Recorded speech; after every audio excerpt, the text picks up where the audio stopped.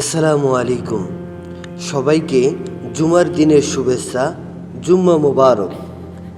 চলুন আজকে জুমার দিনে জেনে নেই দ্বীনি শিক্ষার ফজিলত বা ধর্মীয় শিক্ষার গুরুত্ব ও মর্যাদা।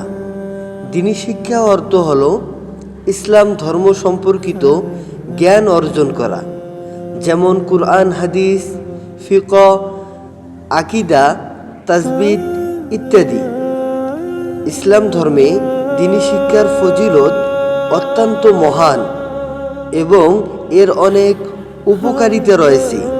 যেমন এক, আল্লাহর নিকট প্রিয় হওয়া।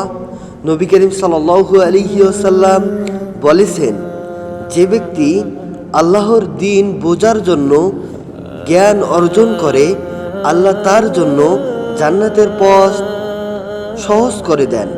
সহিহ মুসলিম। দ্বিতীয় নাম্বার, উত্তম মানুষ হওয়া। রাসূল সাল্লাল্লাহু আলাইহি ওয়াসাল্লাম বলেন, তোমাদের মধ্যে উত্তম ব্যক্তি সে যে পবিত্র কুরআনুল কারীম শিক্ষা গ্রহণ করে এবং অন্যকে শিক্ষা দেয়। বুখারী।